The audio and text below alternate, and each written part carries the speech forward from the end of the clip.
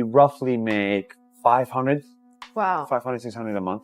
Can you like rank the income stream? Remember this quote: you either die a hero or you live long enough to become the villain. Nas Daily went from being one of the internet's biggest travel storytellers, pulling in over 300 million views a month, hopping across countries like it was nothing, and stacking serious cash, to becoming one of the most criticized creators online. What once looked like a dream career quickly turned into a non-stop PR nightmare, filled with racism claims, scamming accusations, and backlash for cultural exploitation. Now, with over 14 million subscribers, his new uploads barely cross 100,000 views. And fans are watching his downfall unfold right in front of them. The first major hit to his image came when he featured a 100-year-old tattoo artist from the Philippines. At first, it looked like a wholesome story about preserving culture and honoring tradition.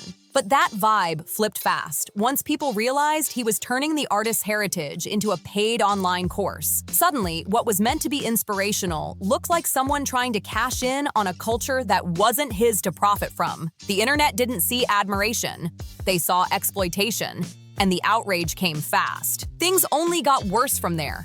People in the Philippines accused him again of mocking their culture in later videos, and every attempt to move on seemed to backfire even harder. What started as simple criticism blew up into full-blown online backlash that still haunts him today.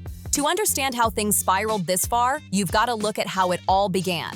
Nuseir Yassin, better known as Nas Daily, was born into a Palestinian Arab Muslim family in Araba, a small city in Israel. Hi, what I'm holding right now is a very powerful piece of paper because this is the world's strongest passport. And it doesn't belong to any of the countries you expect. Not the US, not China, not the UK or Iceland. It belongs to a tiny, tiny country called Singapore. From the start, his story was already complex. He was incredibly smart, landing a scholarship and getting into Harvard at just 19 to study aerospace engineering. Back in 2012, his first YouTube upload showed him and his Harvard crew sending a hamburger into space with a weather balloon.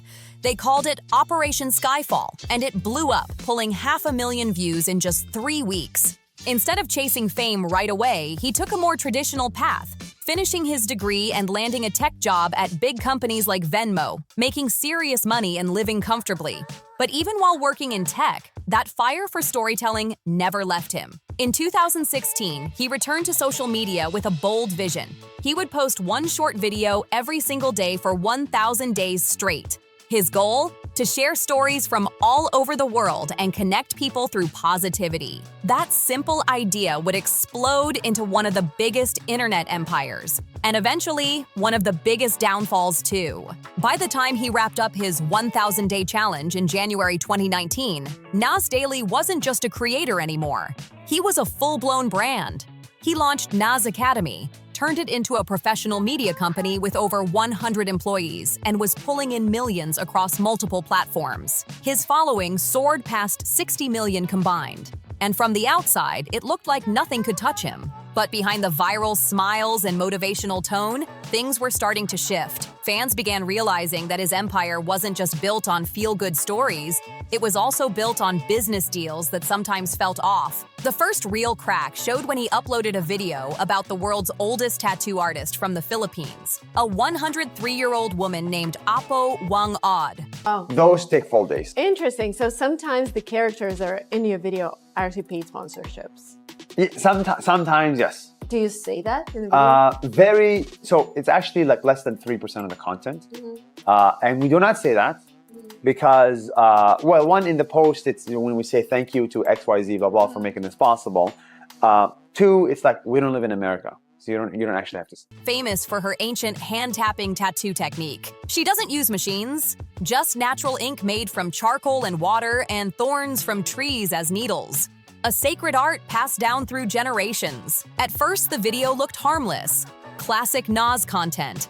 Bright visuals, heartwarming music, cultural pride. But then people checked the video description, and everything flipped. It said that Wang Od was now teaching on Nas Academy, his paid online learning platform, where fans could spend money to learn from her. That one line changed everything.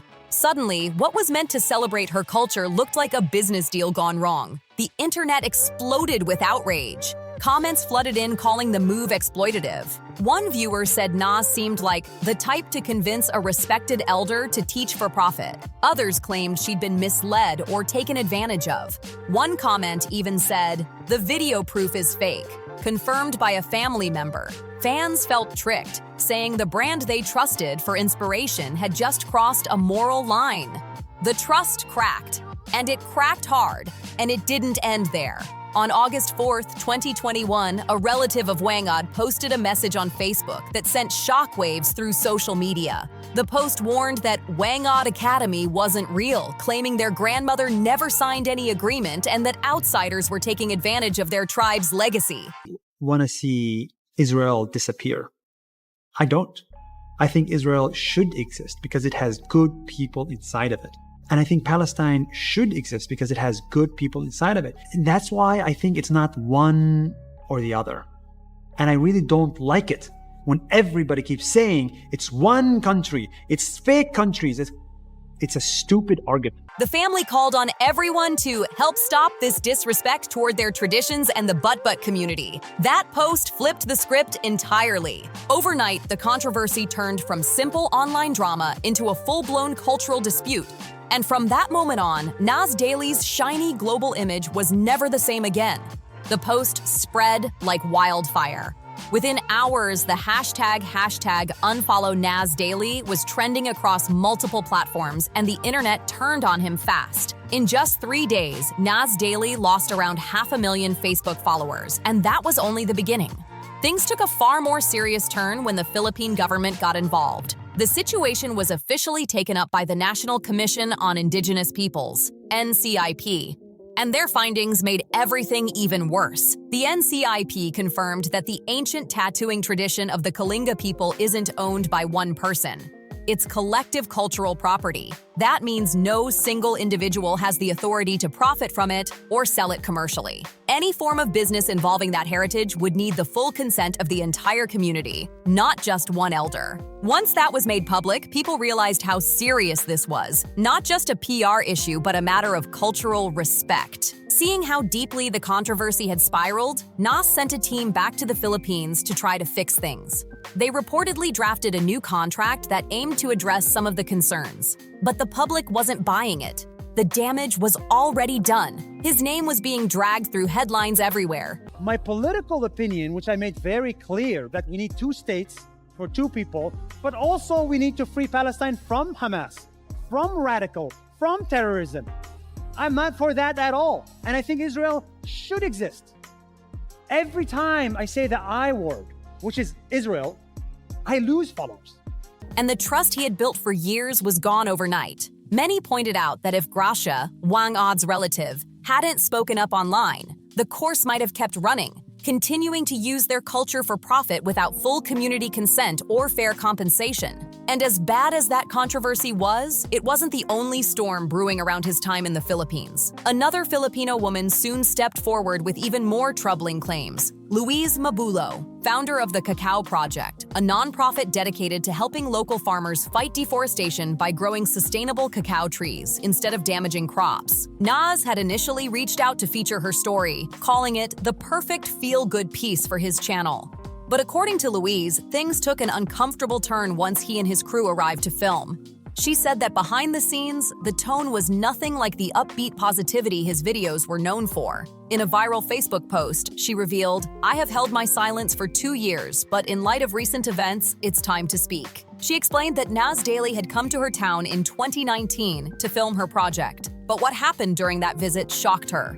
According to her, she and her family welcomed Nas and his team with warmth and respect, opening their home and community to them. But it didn't take long before that respect started to fade. Louise claimed that the man she had admired online seemed completely different in person.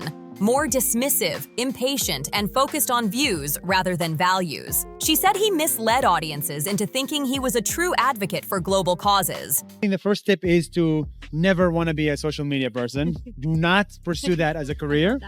I think you should just be interested in telling stories. If you're good at them, you'll become big on social media. If you're bad at them, you'll get better. Just don't give up. And that's literally what it is. Do not try to be a social media person. I never wanted to be a social media person. I just wanted to tell stories of people. But his off-camera attitude told a different story. Luis alleged that he mocked the local language and accent, imitating Tagalog-sounding words and laughing at them as if they were jokes. She claimed he made repeated comments about how poor the farmers looked, asking things like, "Why are Filipinos so poor?" She said it felt deeply disrespectful, especially coming from someone who claimed to celebrate diversity.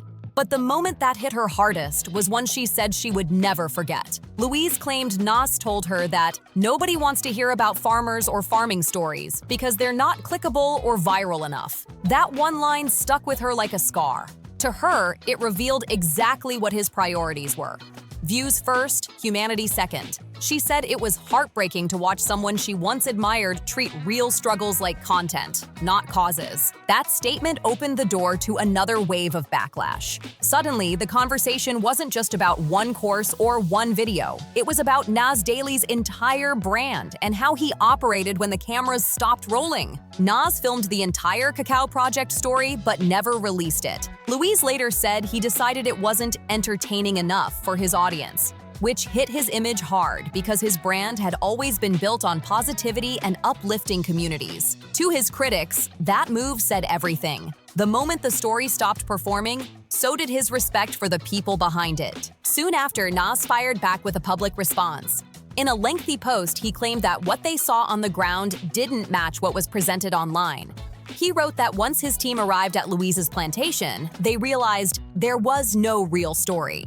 According to his statement, the awards and media buzz surrounding the Cacao Project didn't line up with what they witnessed firsthand. He went further, saying their investigation showed there were no 200 farmers actively working under her program and that the plantations weren't operating as claimed. He said his team left after 2 days because he would never post false information on his platform.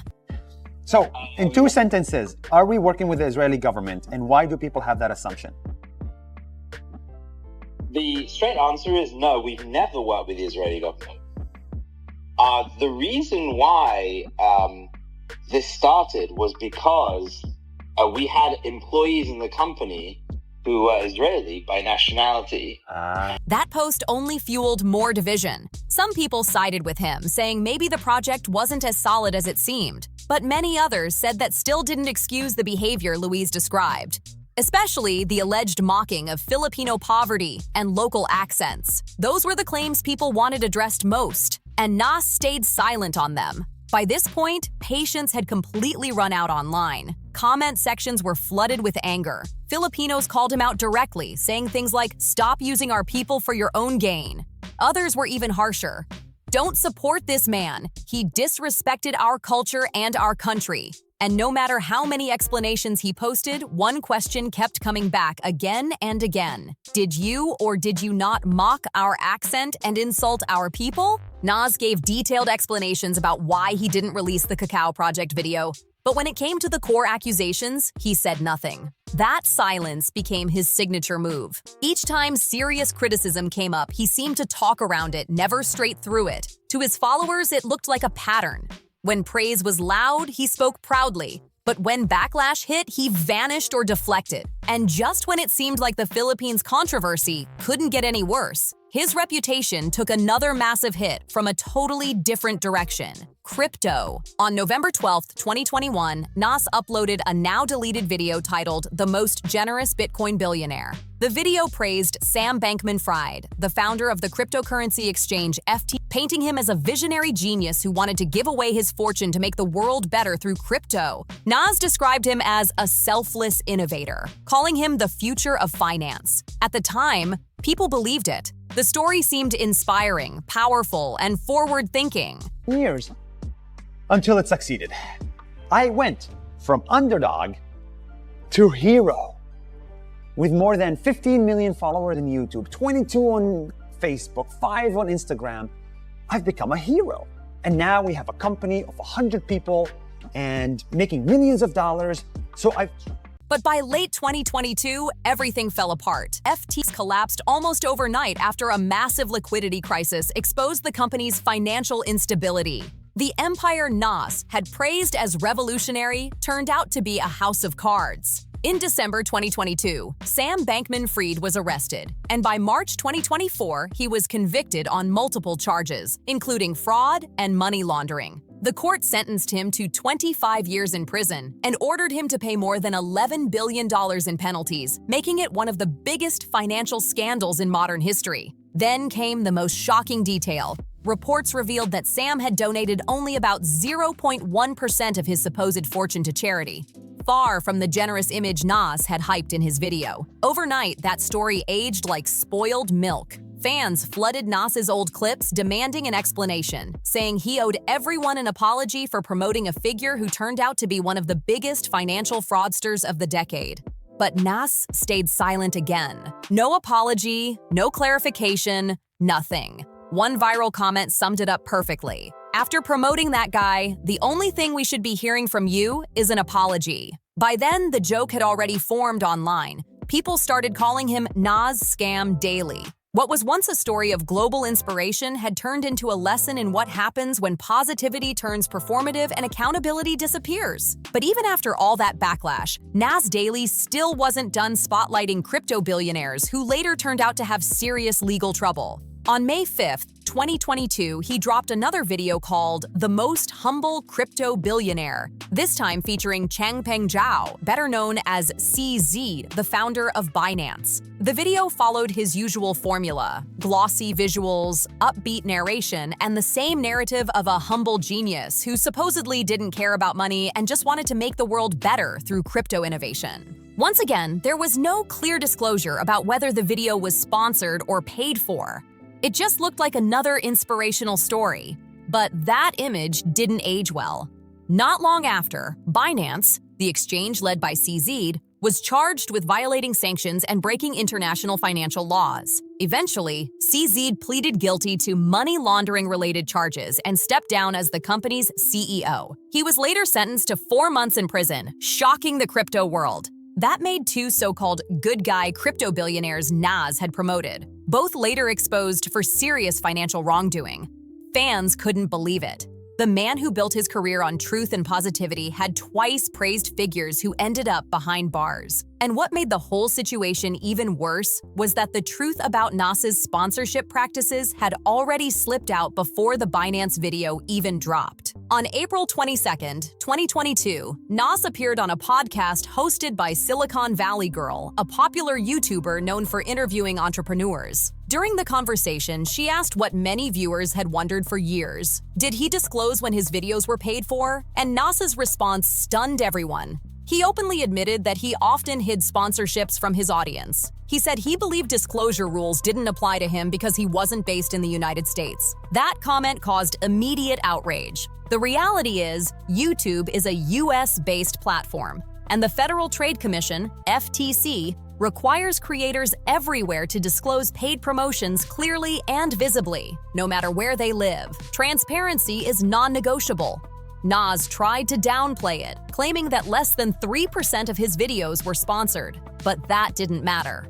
The damage was done. He had already said on camera that he intentionally ignored the rules. Fans began calling it a major breach of trust, accusing him of being dishonest about what content was genuine and what was paid for. But hiding sponsorships and hyping up the wrong people weren't the only reasons he kept landing in controversy. His next scandal crossed into one of the most sensitive areas imaginable: religion. And this time, the backlash was global. In July 2024, Nas uploaded a video titled, "I studied Islam for 1 month and I lost all my hair." The title alone sparked outrage. Many Muslims found it offensive, saying it turned a sacred act into a joke. In Islam, when believers complete the Umrah pilgrimage in Mecca, shaving one's head is a deeply symbolic act, representing humility, renewal, and devotion to God. But in Nas's video, that ritual was treated like a lighthearted side effect of a month-long social experiment, and people didn't find it funny at all. The backlash was immediate and massive.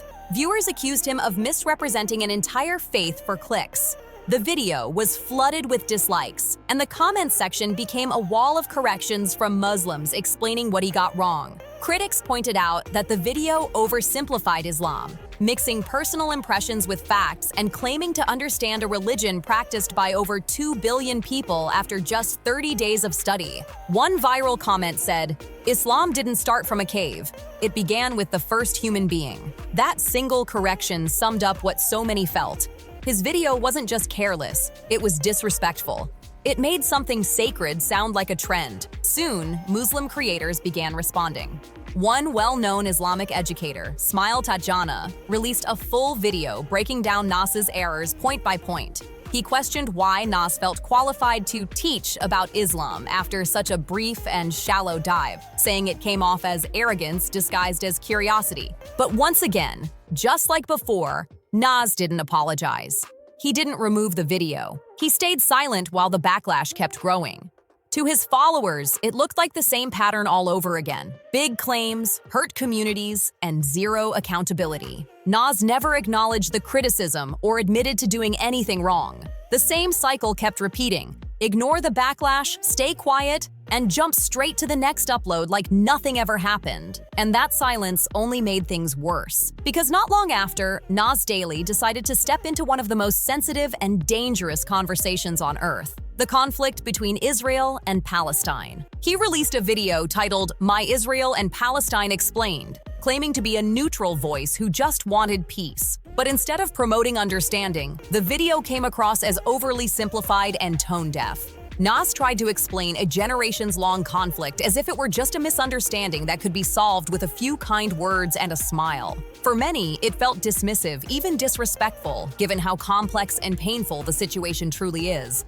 But the real turning point came when people looked deeper into what he actually believed. On October 23rd, Nas posted online, "Israel first, Palestinians second." That one line instantly shattered his image as a neutral storyteller. Overnight, people stopped believing his peacemaker act. The message was clear. He wasn't neutral at all. He was saying whatever sounded good for engagement, even if it contradicted what he said before. The problem? That kind of inconsistency made both sides distrust him. Neither Israelis nor Palestinians felt he truly understood or respected their experiences. Every statement felt rehearsed. Every clarification seemed like damage control. And when he tried to smooth things over, it only got worse. At the NDTV World Summit, Nas tried to redefine his stance, saying he supported a two-state solution and wanted Palestine freed from extremism and violence. But instead of clarity, it sounded like another balancing act, carefully crafted to avoid upsetting anyone while still keeping himself in the spotlight. To many listeners, it felt like he was performing diplomacy, not sincerity. Then came the moment that exposed everything. At a major event in Davos, Switzerland, conservative YouTuber Ari Sini approached Nas to ask about his ties to the World Economic Forum. Instead of answering calmly, Nas got defensive, brushing off the question and showing clear irritation on camera. It made him look like he couldn't handle criticism when he wasn't the one controlling the edit. But that wasn't the end. Later that same day, while Ari was interviewing Luxembourg's prime minister, Nas walked straight into the shot, interrupted the conversation, and called Ari annoying, right in front of the prime minister. Then he just walked off, leaving the interview completely derailed. That clip went viral instantly. For many, it proved what critics had been saying for years. When faced with tough questions, Nas doesn't defend himself. He distracts, deflects, or walks away. Moments like that never appear in his own videos because he controls the final cut. But when the cameras aren't his, the cracks show fast. Behind the smiles and perfect editing, there's someone who seems uncomfortable being challenged. Looking back, every controversy, from the Philippines to the crypto billionaires to religion and politics, points back to one thing: his ego. No matter what the topic is, culture, faith, or world affairs, it always circles back to him needing to be the smartest voice in the room.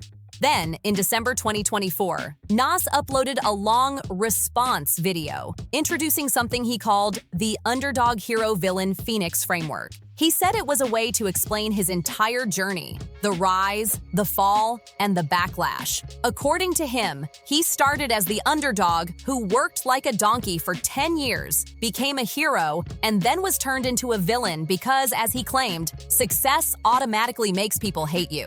He described himself as a phoenix, rising from the ashes of public criticism. But instead of inspiring people, the video left a bad taste. Viewers called it self-centered and tone-deaf. It didn't sound like accountability. It sounded like self-praise disguised as reflection. At one point, Nas included staged phone calls where he asked his own employees questions like, "Are we working with the Israeli government?" Of course, they said no. They worked for him.